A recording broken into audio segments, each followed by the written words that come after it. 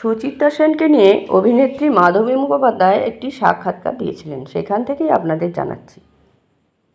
ঋত্বিক ঘটকের সঙ্গে আমার যেমন ভাব ছিল তেমনি ঝগড়াও হতো খুব। হয়তো কোনো ছবির কাজ নিয়ে মতের অমিল হলো, ঋত্বিকদা রেগে গেলেন আর তখনই দুম করে বলে বসতেন, ছেড়ে দে মাধু, তোর সঙ্গে আমার পোষাবে না, আমি রমাকে দিয়ে কাজ করিয়ে নেব। অর্থাৎ সুচিত্রা সেনকে দিয়ে। ঋত্বিকদা যে কতবার আমাকে এই হুমকি দিয়েছেন তার ইয়ত্তা নেই। মনে মনে হাসতাম, ভাবতাম তোমার মতো খামখেয়ালি মেজাজের সঙ্গে পাল্লা দিয়ে কাজ করা অত সোজা। শেষমেশ সত্যিই ঋত্বিক ঘটকের ছবিতে সুচিত্রা সেন কোনোদিনই অভিনয় করেননি। ঋত্বিক ঘটক মানুষটা কেমন ছিলেন তা নিশ্চয়ই জানতেন তার রমাও। তা সত্ত্বেও ওদের মধ্যে কেন জানি না একটা আত্মিক যোগাযোগ ছিল। সুচিত্রা সেন কিংবদন্তি মহানায়িকা। সত্যজিৎ রায়, ঋত্বিক ঘটক, মৃণাল সেন কিংবা তপন সিংহের তকমা না এঁটেও তিনি একাই 100। ঋত্বিকদার মুখে তো রমা নামটা শুনেছি বারবার। সেই সময়কার নামকরা প্রযোজক অসিত চৌধুরী আমাদের বাড়িতে আসতেন, আমার রান্না খেতেন। কোনো রান্না ভালো লাগলে বলতেন এটা সুচিত্রার থেকেও ভালো হয়েছে। আসলে ওকে ঘিরে যে মুগ্ধতা তাই যেন বাকরুদ্ধ করে রেখেছিল তাবড় বাঙালিকে। সুচিত্রা তখন প্রায় উদীয়মান শিল্পী। এক বড় পরিচালক তাকে বোধহয় প্রণয় ঘটিত প্রস্তাব দিয়ে যথারীতি প্রত্যাখ্যাত হন। তাতে পরিচালক মশাই প্রচণ্ড রেগে গিয়ে বলেন, দেখব রমা কী করে হিরোইন হয়, যদি হয় তো আমার হাতের তালুতে চুল গজাবে। তার বহুদিন বাদে সেই পরিচালকের সঙ্গে আবার দেখা সুচিত্রা সেনের। তখন তিনি স্টার সুচিত্রা সেন। পট করে পরিচালককে বলে বসলেন, দেখি দেখি আপনার হাতটা, হাতের তালুতে চুল গজানোর কথা ছিল তো, আমি তো হিরোইন হয়ে গেছি। এইরকম আশ্চর্য রসিকতা উনি নাকি মাঝে মধ্যেই করতেন। একবার কি এক খেয়ালে বাড়িতে একটা শিম্পাঞ্জি পুষলেন। তখন প্রাণী পোষা নিয়ে কোনো বিধিনিষেধ ছিল না। সেই শিম্পাঞ্জি নাকি চা সিগারেট খেত। হঠাৎ একদিন কি খেয়ালে পোষ্যটিকে দিয়ে দিলেন তার প্রিয় এক মেকআপ আর্টিস্টকে। টুকটাক এসব খামখেয়ালির গল্প শোনা গেলেও আসলে সুচিত্রা ছিলেন অসম্ভব ডিসিপ্লিন, বাস্তববাদী মানুষ। এই কথাটা তাঁকে যারা দেখেছেন সকলেই বলেন। এমনকি উত্তম কুমারের সঙ্গে যখন কাজ করেছি তখন কদাচিৎ সুচিত্রা সেনের কথা উঠলে দেখতাম উত্তম কুমারের কি গভীর শ্রদ্ধা। অগ্নি পরীক্ষায় আমিও থাকতে পারতাম। ওর সঙ্গে আমার দেখা হয়নি কোনো দিনই। অ্যালবামে এমন কোনো ছবি নেই যেখানে আমি আর সুচিত্রা সেন একসঙ্গে। অগ্নি পরীক্ষা ছবিতে সুচিত্রা সেনের ছোটোবেলার চরিত্রে আমার অভিনয় করার কথা হয়েছিল, কিন্তু যেহেতু আমার গড়ন ছিল রোগাটে তাই শেষমেশ চান্স পাইনি। সেই চরিত্রে অভিনয় করেছিলেন তখনকার বিখ্যাত শিশুশিল্পী শিখা রানী। মুনমুনের সঙ্গে আমার অনেক দিনের আলাপ। মুনমুন সুচিত্রা সেনের পরলৌকিক অনুষ্ঠানে যেদিন মুনমুনের সঙ্গে দেখা হলো, মুনমুন আবেগ ভরে বলেছিল, ওর মা নাকি আমার প্রসঙ্গে বলতেন, এই মেয়েটা ভারী ভালো অভিনয় করে। কিন্তু সত্যিই তো, আমি ওর মেয়ে ছাড়া আর কী বা হতে পারি। অগ্নি পরীক্ষা, 74, উত্তর ফাল্গুনি, 7 পাকে বাঁধা, হসপিটালে, এসব ছবি আমার কাছে বীজ মন্ত্রের মতো। আমার তো মনে হয় আর সব চরিত্রর কথা যদি নাও বলি, রিনা ব্রাউনই হলো সেই চরিত্র যা শুধু সুচিত্রা সেন ছাড়া আর কেউ করতে পারতেন বলে আমার অন্তত মনে হয় না।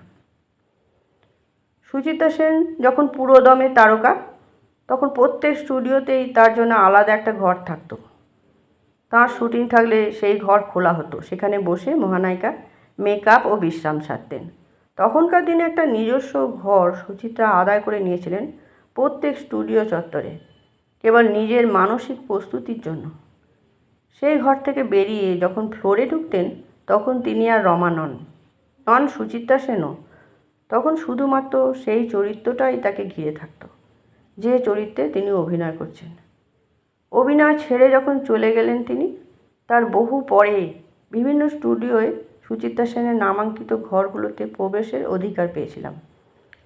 সুন্দর আসবাব সাজানো, বড় আয়না, বসার জায়গা, জানলায় শৌখিন পর্দা, সবেতেই এক অভিজাত রুচির পরিচয়। সবই ছিল, কিন্তু নায়িকার নির্বাসনের পর ক্রমে তা মলিন হয়ে গিয়েছিল।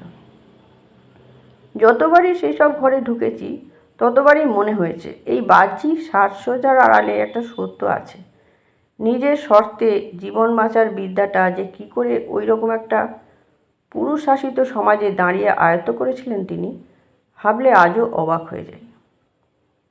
সত্যজিৎ রায়ের সঙ্গে ওর দেবী চৌধুরানী করা হয়নি, কারণটা সবার জানা।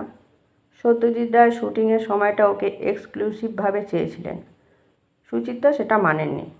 তবে এই এক্সক্লুসিভ চাওয়ার ব্যাপারটা শুধু যে সুচিত্রা সেনের ক্ষেত্রেই ঘটেছে তা কিন্তু নয়। আমি যখন চারুলতা করি তখন আমাকেও সব কাজ ছেড়ে ওই একটা ছবির কাজই করতে হয়েছে। দেবী চৌধুরানী কেন হয়নি সেটা গুরুত্বপূর্ণ নয়, কিন্তু সবচেয়ে যেটা আফসোস হয় ভাবলে, যে সত্যজিৎ সুচিত্রার ভাবনায় একটা কালজয়ী বাংলা ছবি হয়তো দর্শক মিস করলো। আরও একটা আক্ষেপ, শেষ দিকে নাকি নটি বিনোদিনী করার খুব ইচ্ছে ছিল সুচিত্রা সেনের। চিত্রনাট্য পর্যন্ত তৈরি ছিল, শেষ পর্যন্ত কাজটা হলো না। সেই সময় মুনমুন রাজবধূ বলে একটা ছবি করে, জানি না সেই কারণে কি সুচিত্রা সেন নটি বিনোদিনী করলেন না। আজ ওর কথা বলতে গিয়ে মুনমুনের মুখটাই ভেসে উঠছে বারবার।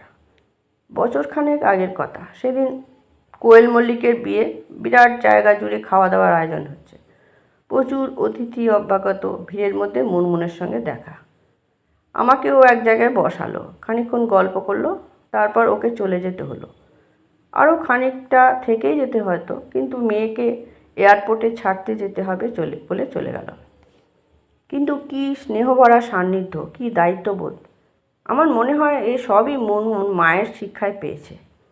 শুনেছি নিকটজনদের খুব আদর যত্ন করতেন সুচিত্রা সেন, সেই গুণ মেয়েও পেয়েছে। মানুষের সঙ্গে যোগাযোগটা সুচিত্রা সেন না রাখলেও শুনেছি দান ধ্যানে উনি ছিলেন উদার, আড়ালে থেকেও সেই কাজটা উনি করে গিয়েছেন।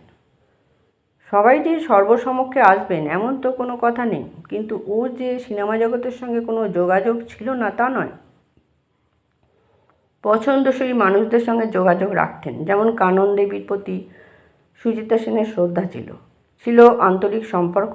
একথা কানন্দি নিজেই বলেছেন কতবার। বয়সে অনেকটা বড় হলেও ছায়াদেবীর সঙ্গেও যোগাযোগ ছিল সুচিত্রা সেনের।